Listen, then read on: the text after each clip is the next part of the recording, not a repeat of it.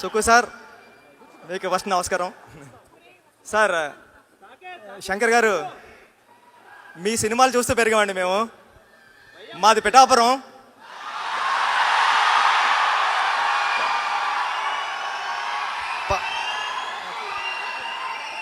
పవన్ కళ్యాణ్ గారు అక్కడి నుంచే చేశారు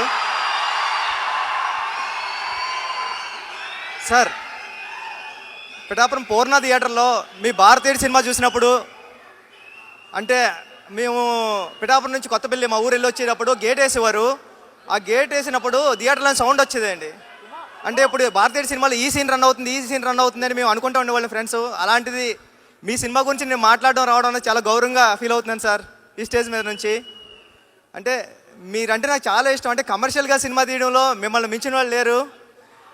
మామూలు డైరెక్టర్లు అందరూ మనుషులతో సినిమా చేస్తే మీరు రోబోలతో చేశారు. అంటే ఇప్పుడు భారతీయుడి సినిమాలో ఫస్ట్ షాటే చీపురు మీద వేశారు సార్ మీరు.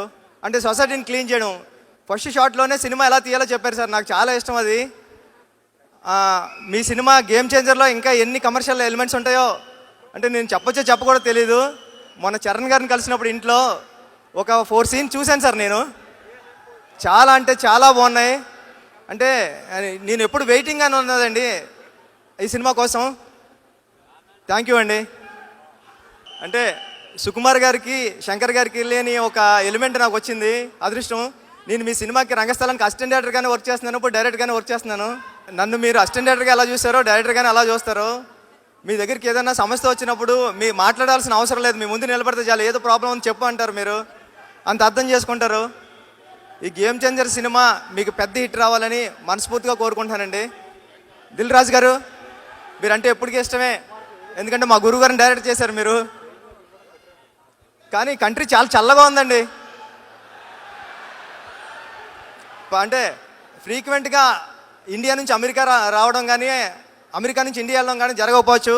కానీ మనందరినీ కలపడానికి ప్రతి శుక్రవారం ఒక సినిమా వస్తూ ఉంటుంది. ఈ శుక్రవారం సంక్రాంతికి గేమ్ చేంజర్ వస్తుంది. ఓకే, ఈ చల్లగా ఉన్న దేశంలో మీరు అందరూ చల్లగా ఉండాలని మనస్ఫూర్తిగా కోరుకుంటానండి. Thank you, all the best.